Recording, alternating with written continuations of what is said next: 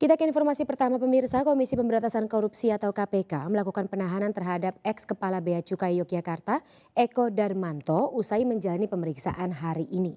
Sementara itu KPK juga memperpanjang masa penahanan Syahrul Yassin Limpo dan kawan-kawan selama 30 hari ke depan. Komisi Pemberantasan Korupsi KPK melakukan penahanan terhadap ex-Kepala Bea Cukai Yogyakarta, Eko Darmanto. Eko langsung ditahan usai menjalani pemeriksaan sebagai tersangka di gedung KPK Kuningan, Jakarta Selatan terkait kasus gratifikasi dan tindak pidana pencucian uang.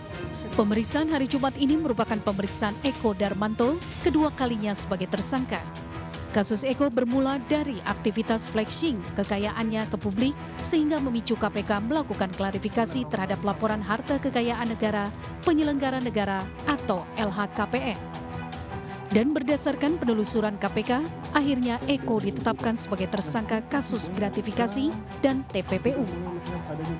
Hari ini akan mengumumkan sekaligus melakukan penahanan terhadap tersangka dugaan korupsi berupa penerimaan gratifikasi pada Direktorat Jenderal Bea dan Cukai Kementerian Keuangan. Tapi ketika kemudian dari LHKPN ditemukan indikasi-indikasi pemilikan aset yang bernilai ekonomis yang diduga tidak sesuai dengan profilnya, maka kemudian saat ini KPK meningkatkan proses pemeriksaan LHKPN tadi itu dilimpahkan pada penindakan yang kemudian dilakukan penyelidikan. Sementara itu, KPK juga memperpanjang masa penahanan ex-Menteri Pertanian Syahrul Yassin Limpo dan tersangka lainnya selama 30 hari ke depan terkait kasus dugaan korupsi di Kementan. Perpanjangan masa penahanan ini berdasarkan penetapan Ketua Pengadilan Tipikor pada Pengadilan Negeri Jakarta Pusat. Sebelumnya KPK menetapkan 3 orang sebagai tersangka kasus dugaan pemerasan dan gratifikasi di Kementan, yaitu SYL, Sekjen Kementan Kasdi Subagiono, dan Direktur Kementan M. Hatta. SYL juga dijerat pasal dugaan TPPU, yaitu menggunakan uang setoran ASN Kementan untuk membayar cicilan mobil mewah, perawatan wajah, dan umroh. Dari Jakarta, Tim Liputan iNews melaporkan.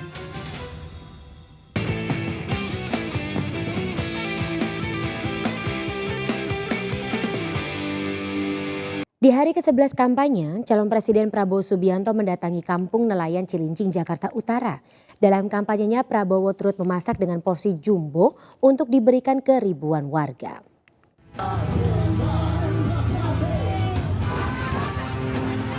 Calon Presiden nomor urut 2 Prabowo Subianto hadir langsung dalam kampanyenya yang dilakukan di kawasan pesisir Kalibaru, tepatnya Kampung Nelayan Cilincing, Jakarta Utara. Kampanye yang digelar relawan Konco Prabowo, Kopra, dengan tema makan siang gratis dari Prabowo ini juga mengundang seorang YouTuber, Bobon Santoso, yang terkenal dengan konten memasak porsi jumbo. Adapun menu yang dimasak terdiri dari nasi, sayur capcay, ayam, telur, dan orek tempe. Usai menyapa warga, Prabowo juga sempat membantu mengaduk dan menyantap masakan Bobon Santoso.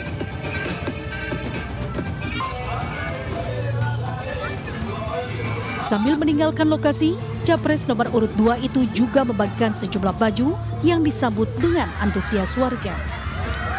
Dari Jakarta, Sofian Firdaus, iNews melaporkan.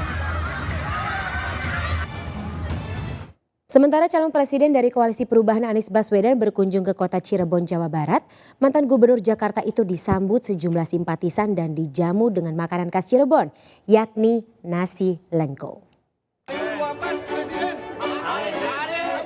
Calon Presiden nomor urut 1 Anies Baswedan Jumat malam tiba di Cirebon, Jawa Barat.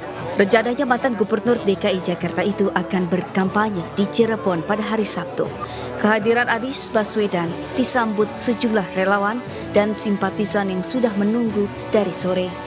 Hadir dalam kesempatan tersebut sejumlah kader dan tim sukses. Setibanya di Cirebon, Anies langsung dijamu makan malam dengan mengunjungi warung makan khas Cirebon, Nasi Lengko Pagogan Haji Barno. Sejumlah warga langsung mengerubuti Anies dan berfoto bersama. Dalam kampanyenya, rencananya Anies akan menemui warga Cirebon di kawasan Kasepuhan serta mengunjungi Wihara Welas Asih serta berziarah ke makam Sunan Gunung Jati. Antusias, hampir semua salaman saya bilang perubahan Pak, ya insya Allah di Cirebon kita gerakan perubahan, lapangan pekerjaan yang lebih mudah, kebutuhan pokok yang lebih terjangkau, pendidikan yang harganya murah, dan juga kesehatan untuk semua. Selain berkampanye di Cirebon, Anies juga diagendakan berkampanye di Kabupaten Indramayu dan Kabupaten Kuningan. Dari Cirebon, Jawa Barat, Miftahuddin, iNews melaporkan.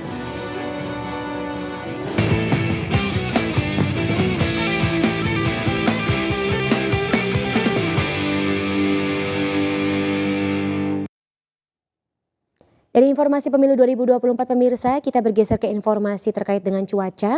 Pasca diguyur hujan deras sore hari ini, kawasan Kebonjeruk Jakarta Barat dilanda banjir. Kontur jalan yang rendah dan drainase yang sempit membuat sebagian jalan terendam dengan ketinggian air mencapai 30 hingga 40 cm.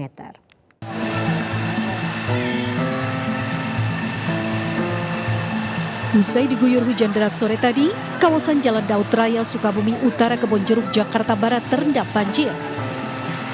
Kondisi jalan yang rendah serta menyempitnya drainase membuat sebagian jalan terendam dengan tinggi air mencapai 30 hingga 40 cm. Selain itu banjir juga diakibatkan meluapnya Kali Pesanggerahan. Meski banjir, namun sejumlah kendaraan tetap nekat menerobos. Dari pas hujan aja. Hujan emang tadi deras, Pak? Oh, terlalu deras sama terlalu deras. Ya. Ini di samping hujan deras, penyebabnya apa lagi nih, Pak? Ya, banjir ini apa itu? Kan terlalu rendah dia. Ya. Terlalu cekung ya, Pak ya? Pak, kalau untuk drainase sendiri gimana, Pak, di sini, Pak? Apanya? Saluran airnya, Pak, gotnya gitu. Saluran air apa terlalu kecil dia? Tadinya besar, sekarang menyusut. Kawasan ini merupakan daerah langganan banjir. Warga berharap pemerintah Kota Jakarta Barat segera menanggulanginya. Dari Jakarta, Miftahul Gani, iNews melaporkan. Banjir bandang terjadi di Kota Batu, Jawa Timur. Pemirsa, Sungai Paron yang tidak mampu menampung derasnya air meluap membawa material lumpur dan kayu hingga masuk ke puluhan rumah warga.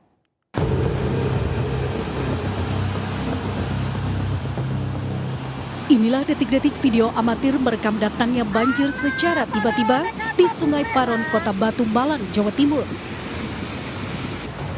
Dalam sekejap, air deras bercampur lumpur menerjang permukiman dan masuk ke puluhan rumah warga di Dusun Beru, Desa Bumiaji, Kota Batu. Butuh bantuan warga Beru Bumiaji banjir. Bahkan air tercampur lumpur serta material kayu masuk ke dalam rumah warga. Usai banjir surut, warga membersihkan material lumpur yang masuk ke rumah. Menurut saksi, saat kejadian air yang datang langsung besar melewati jalan kampung. Saat kejadian cuaca di lokasi hujan namun tidak begitu deras. Pak, tadi banjir itu airnya sedikit-sedikit langsung besar? Enggak. Langsung brek gitu. Enggak kayak biasanya sedikit-sedikit, enggak. Jadi langsung besar sekali.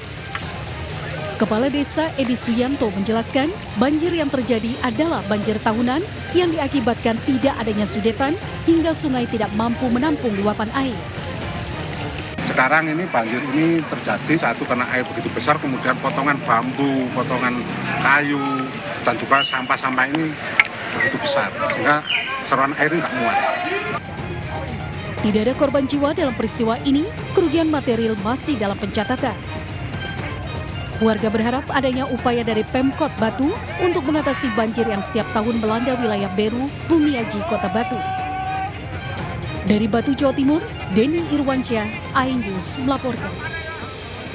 Pemirsa, Gunung Merapi di perbatasan daerah istimewa Yogyakarta dan Provinsi Jawa Tengah kembali erupsi dan menimbulkan guguran awan panas serta hujan abu vulkanik.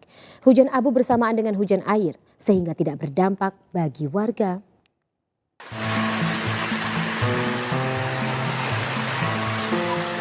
Inilah video amatir saat hujan abu mengguyur wilayah Stabelan, Kecamatan Selo, Boyolali, Jawa Tengah.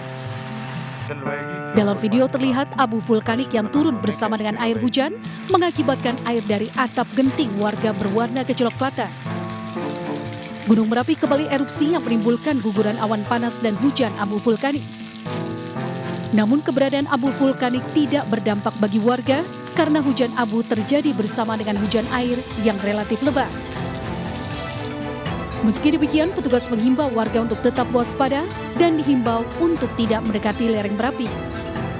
Dari Boyolali, Jawa Tengah, Tata Rahmanta, iNews melaporkan. Viral pemirsa, Gunung Tangkuban Parahu yang berada di Lembang, Kabupaten Bandung Barat erupsi membuat kepanikan pengunjung wisata. Terkait hal tersebut, Pusat Vulkanologi dan Mitigasi Bencana Geologi atau PVMBG menyebut jika video itu hoax dan menyatakan status gunung saat ini dalam kondisi normal.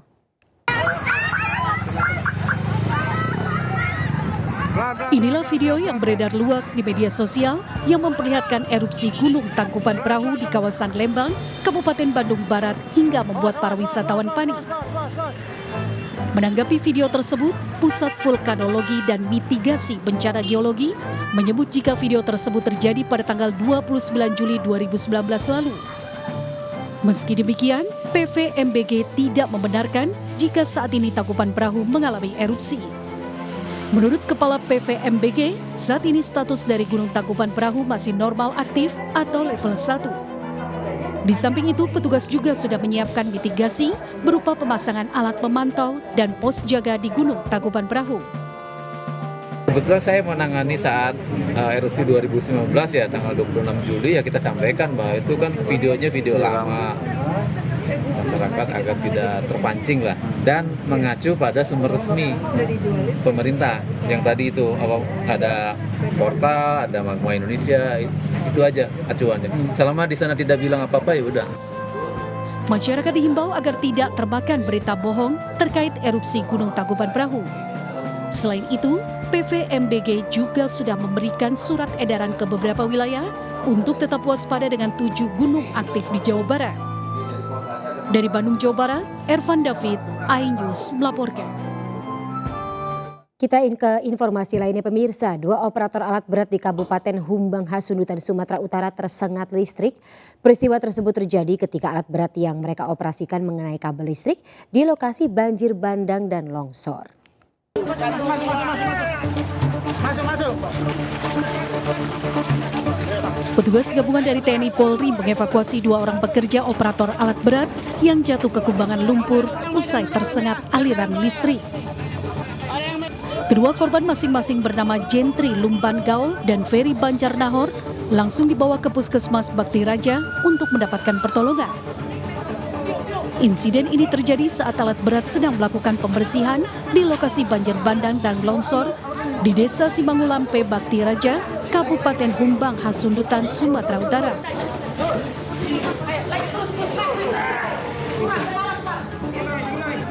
Naas ekskavator yang sedang beroperasi mengenai kabel listrik tegangan tinggi hingga kedua operator tersengat dan terpental. Beruntung kedua korban selamat dan hanya mengalami luka ringan serta syok. Lihat kami udah kontak tengok apanya itu. Aku kontak di depannya itu, di depan tradu itu. Yang kontak alat beratnya kemana Pak? Ke kabel ini kah? Ke kabel ini Pak? Ke kabel ini. Kabel ini? Oh, mereka lagi bekerja? Iya.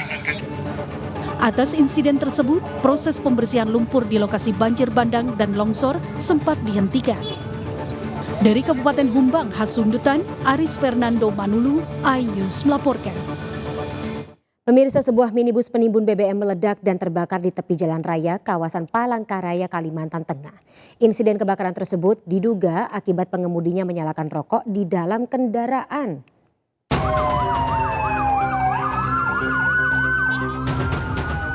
Mobil jenis minibus pelangsir atau penimbun BBM ini terbakar di Jalan Yosudarso, Palangkaraya, Kalimantan Tengah. Kobaran api melahap seluruh bodi kendaraan. Bahkan api nyaris menyambar kabel listrik yang posisinya berada tepat di atas mobil yang terbakar. Petugas pemadam kebakaran yang tiba di lokasi langsung berupaya melakukan pemadaman dengan menggerakkan sejumlah unit mobil damkar. Dan kurang dari setengah jam api berhasil dipadamkan, namun naas mobil hangus. Menurut warga, sebelum terbakar awalnya mobil mengisi BBM di SPBU, setelah keluar tiba-tiba minibus meledak dan terbakar. Beruntung sang sopir berhasil menyelamatkan diri dan hanya mengalami luka bakar.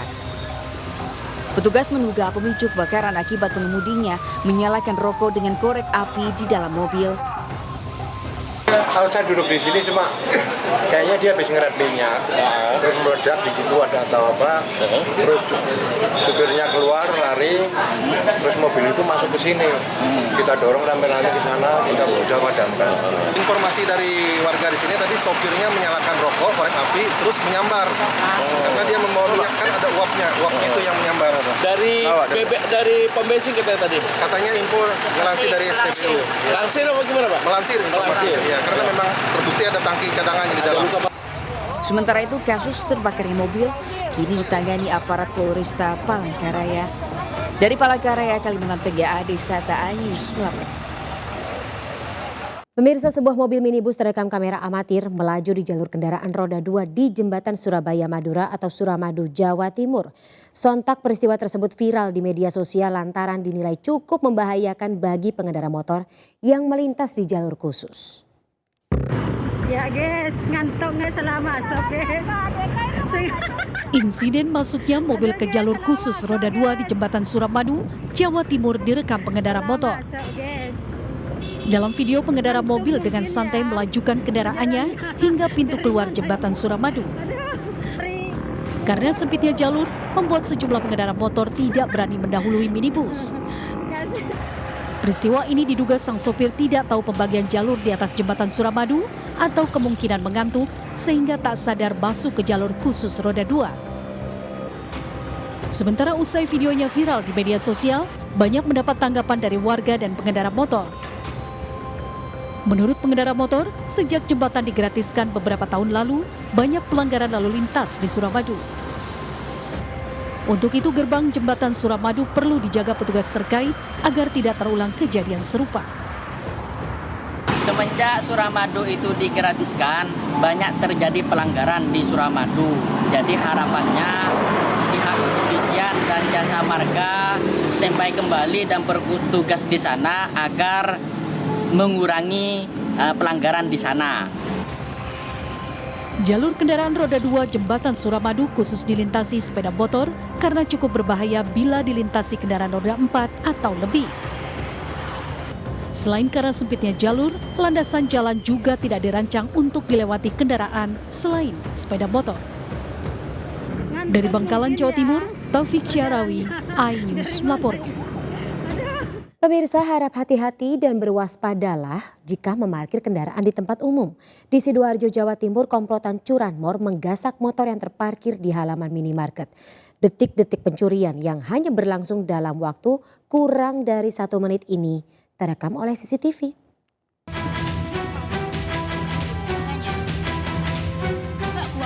Rekaman CCTV memperlihatkan detik-detik pencurian motor yang terparkir di halaman minimarket kawasan Perum Tas 3, Wonoayu, Sidoarjo, Jawa Timur. Aksi pelaku berlangsung kurang dari semenit dengan cara merusak kunci motor incarannya. Sedangkan rekannya menunggu di atas motor sambil melihat situasi dan kondisi di sekitar lokasi kejadian. Meski situasi parkir motor ramai, pelaku tanpa dicurigai membawa motor korban. Menurut karyawan minimarket, saat kejadian pemilik motor tengah berbelanja. Orangnya itu cuma masuk belanja, belanjanya itu dikasih sama tarik tunai 400. Terus pas keluar, motornya udah nggak ada, orangnya masuk kembali minta lihat CCTV. Oh gitu ya. Berbekal rekaman CCTV, korban telah melaporkan kasus pencurian motor miliknya ke Polsek setempat. Kini 2 pelaku yang sudah teridentifikasi identitasnya dalam pengejaran tim reskrim Polsek Wonoayu. Dari Sidoarjo, Jawa Timur, Pramono Putra, iNews melaporkan.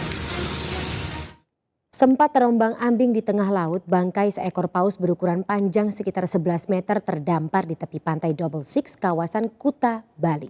Diperkirakan paus jenis sperma ini telah mati sejak beberapa hari yang lalu. Bangkai ikan paus terdampar di tepi pantai Double Six, kawasan Kuta, Badung, Bali. Saat ditemukan, bangkai ikan paus kondisinya sudah tidak utuh dan dalam keadaan membusuk sehingga mengeluarkan bau yang menyengat. Awalnya bangkai ikan paus itu ditemukan mengambang di perairan Kuta atau sekitar 50 meter dari bibir pantai Double Six. Agar tidak mengganggu kenyamanan warga dan wisatawan, evakuasi pun segera dilakukan dengan menggunakan alat berat. Ukuran bangkai paus yang cukup besar dengan panjang 11 meter, lebar 2 meter, dan beratnya diperkirakan mencapai lebih dari 500 kg. Ada bangkai paus terdampar dan diduga kuat ini paus sperma, tapi masih dipraduga. Dan kita masih sudah ambil sampel daging, jadi cuma secuil untuk diteliti di uji DNA di Bionesia. Kemudian untuk panjangnya itu 10,6 meter dan jenis kelaminnya betina. Diperkirakan paus sperma sudah mati sekitar 1 minggu lalu.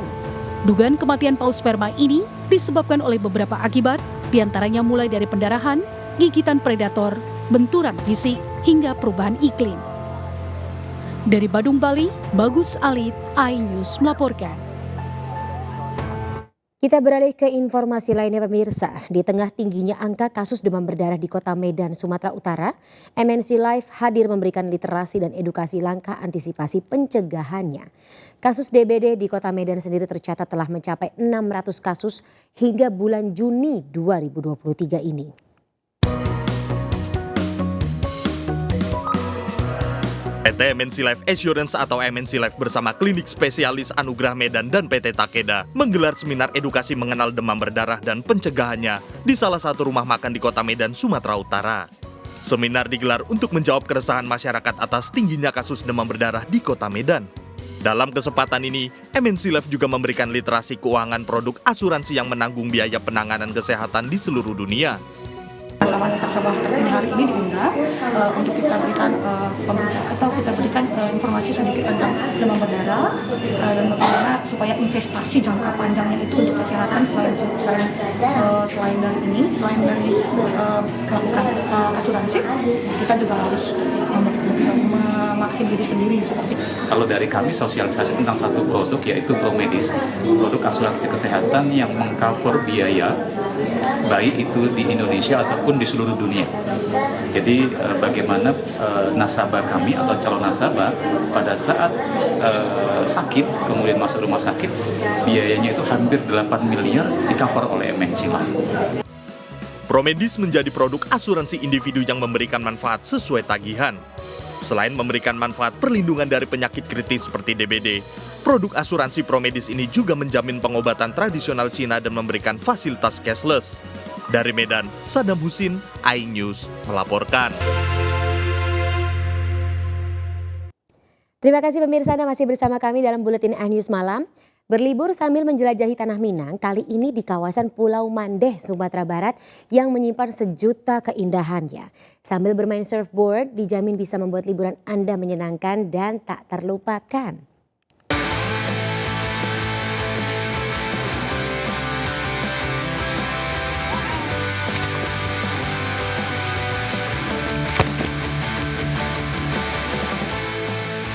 Hai, satu lagi destinasi wisata yang keren di Sumatera Barat. Kali ini kita akan main basah-basahan di kawasan Pulau Mandeh, Sumatera Barat. Tadi udah lihat kan kita lompat dari dermaga? Sumpah, seger banget airnya. Saya yakin sih kalian pasti kepengen dong wisata ke sini. Nah, selain itu kita mau coba nih bermain surfboard.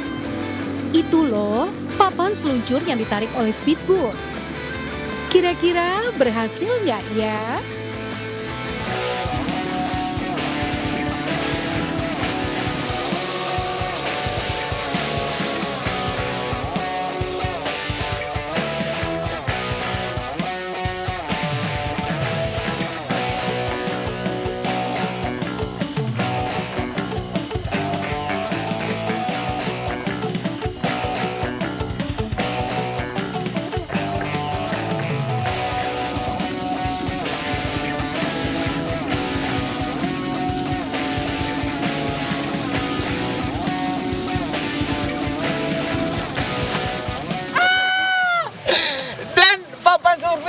lepas ke belakang.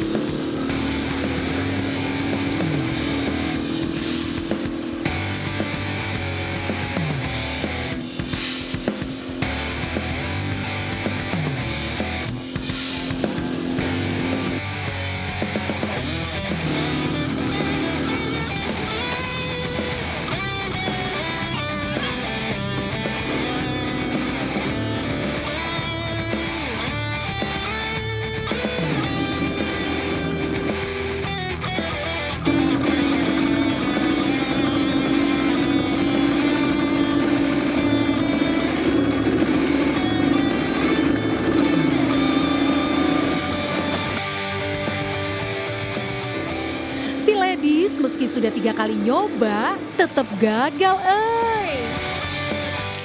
Syukurin. Yang penting gua naik. Yang mana naik? Gua nggak berdiri tapi yang penting udah naik.